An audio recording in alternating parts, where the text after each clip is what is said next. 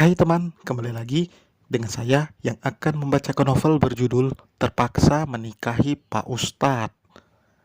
Kepada teman-teman yang sudah gabung ataupun yang baru gabung, saya ucapkan terima kasih. Semoga kalian nyaman untuk mendengarkan cerita ini dan semoga kalian semua diberikan kesehatan dan kemurahan dalam rezekinya.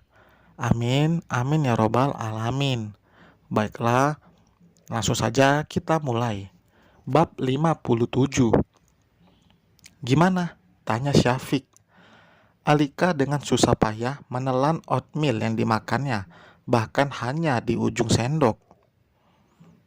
Tadinya ia bahkan akan mengambil sesendok penuh, tapi Syafiq melarangnya karena tahu akan seperti ini. Aneh, aku kira enak. Kok lengket-lengket di mulut ya? Ucap Alika dengan ekspresi wajah yang tersiksa. Benar-benar di luar dugaannya. Dulu ia melihat Syafiq memakannya seperti enak, tapi benar tidak sesuai selera Alika. Sini, biar Mas yang habisin. Syafiq mengambil alih mangkok itu dari tangan Alika dan langsung menghabiskannya. Perempuan itu hanya melihat Syafiq yang tenang dan menikmati oatmeal pisang itu, sedangkan ia bahkan rasanya ingin muntah saat memakannya. Kok bisa sih Mas suka sama makanan kayak gitu? Tanya Alika penasaran sambil memakan apel yang baru saja diambil dari kulkas. Karena terbiasa, awalnya juga nggak terlalu suka, tapi demi kesehatan ya apa boleh buat. Sahutnya sebelum menghabiskan satu gelas air putih. Membayangkannya harus mengikuti selera makan lelaki itu membuat Alika menelan ludah. Apa yang terlihat enak di matanya belum tentu diterima lidahnya. Syafiq juga tidak akan memaksakan Alika jika Alika memang tidak suka. Tapi untuk makanan sayur dan buah itu memang wajib, apalagi dalam kondisi Alika sedang hamil muda seperti ini. Terdengar suara ponsel. Alika meraih ponselnya saat mendengar pesan notifikasi. Pesan dari nomor tidak dikenal, tapi Alika langsung tahu siapa itu setelah membaca isi pesannya. Lika, gue bener-bener cinta sama lo. Gue juga tahu lo masih cinta ke gue kan? Jangan bohongin diri lo sendiri dan hidup sama orang yang sama sekali lo gak cinta. Alika menghela nafas dan menyimpan kasar ponselnya. Syafiq yang melihat tingkah Alika langsung berbeda, langsung bertanya. Ada apa? Mas baca aja, sahut Alika. Syafiq mengambil ponsel Alika yang masih menampilkan pesan masuk dari laki. Entah dari mana lelaki itu mendapatkan nomor ponsel milik Alika. Tanpa bertanya pada Alika, Syafiq langsung memblokir nomor laki.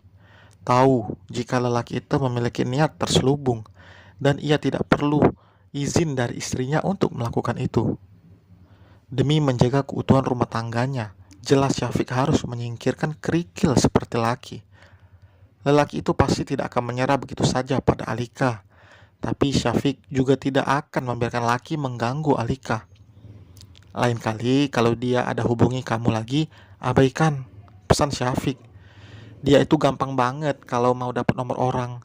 Nggak tahu gimana caranya, gerutu Alika. Udah, gak usah kamu pikirin. Sekarang bersih-bersih terus istirahat.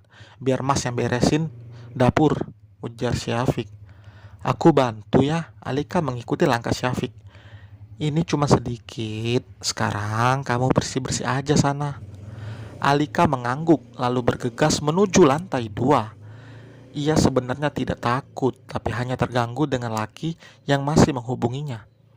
Meskipun tidak mengatakannya secara langsung, setidaknya laki mengerti dari peringatan yang Alika sampaikan lewat kedua sahabatnya. Perempuan itu akan memastikan jika Cynthia dan Nurma bukannya masuk ke kamar mandi, ia malah berbelok untuk duduk di balkon. Lo berdua, ada yang ngasih nomor gue ke laki?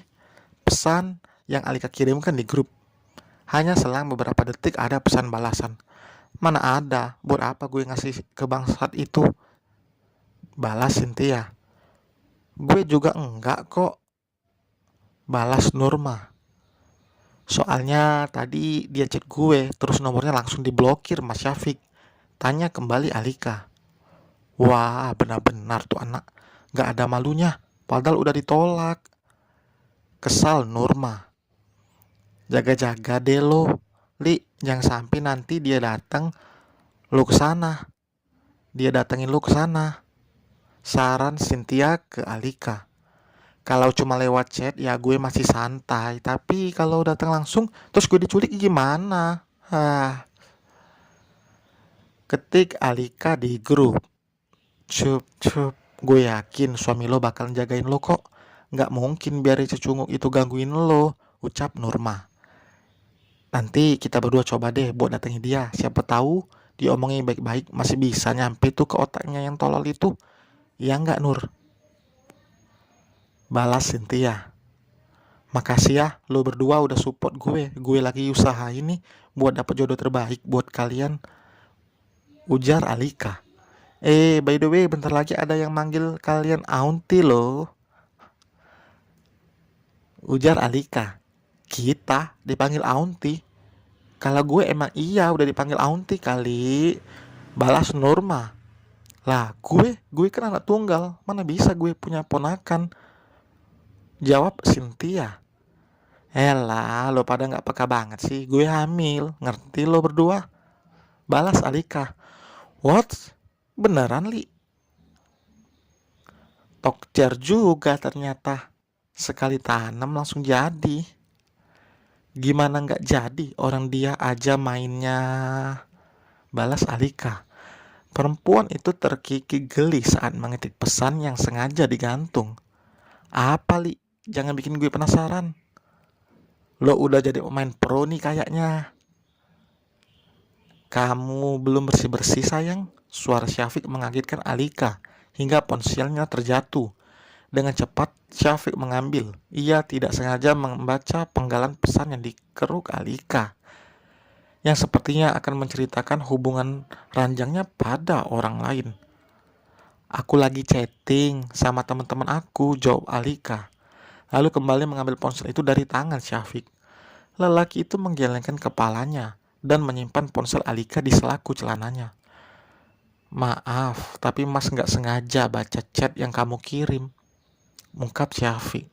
Gak apa-apa kok, aku gak nyimpen rahasia dari mas kok. Aku Alika. Syafiq duduk di samping Alika sambil menatap istrinya. Di antara kerusakan yang terjadi pada zaman ini adalah ketika seorang dengan mudahnya menceritakan hubungan biologis dengan istri atau suaminya kepada orang lain tanpa ada faidah dan keperluan. Perbuatan semacam ini terlarang karena Rasulullah Shallallahu Alaihi Wasallam bersabda yang artinya, sesungguhnya manusia yang paling jelek kedudukannya di sisi Allah pada hari kiamat ialah seorang yang menyetubuhi istrinya dan istrinya bersetubuh dengan suaminya, kemudian suami menyebarkan rahasia istrinya. Hadis riwayat Muslim nomor 1437. Tapi kan kalau ngomong suami berarti kalau istri nggak apa-apa dong. Emang salah kalau aku ceritain semuanya? Lagi pula yang aku ceritain yang baiknya kok, sangkal Alika. Hukumnya sama saja ketika suami atau istri tersebut menceritakan kondisi dan keadaan mereka ketika berhubungan suami istri, maka orang lain yang diceritakan tersebut seolah-olah hadir menyaksikan langsung mereka berdua ketika berada di ranjangnya tersebut. Waliyauzubillah. Dalam Musnad Ahmad diriwayatkan, Nabi Shallallahu Alaihi Wasallam berkata, janganlah kalian lakukan, karena perbuatan semacam ini seperti setan lelaki yang bertemu dengan setan perempuan di jalan. Kemudian dia langsung melakukan hubungan intim, sementara setan lain melihatnya. Hadis riwayat Ahmad nomor 2783. Sanad hadis ini dinilai dhaif oleh Syekh Al-Arnaud. Jelas Syafiq secara detail dengan suara lembut tanpa menghakimi. Merasa disamakan dengan setan dengan apa yang diperbuatnya, Alika langsung meminta maaf dan tidak akan lagi mengulanginya. Ia melakukan ini karena ia tidak tahu, entah karena ia saat diberitahu tidak fokus. Mana HP? Aku mau hapus chat itu, pinta Alika dengan membuka telapak tangannya. Lain kali hati-hati ya sayang. Meskipun apa yang kamu mau ceritakan itu hal yang membanggakan menurut kamu, tapi tetap hukumnya haram. Nasihat Syafiq. Selesai untuk episode kali ini teman. Jangan lupa yang belum subscribe ya, langsung diklik gih untuk tidak ketinggalan update dari channel ini. Sampai jumpa di bab berikutnya. Bye.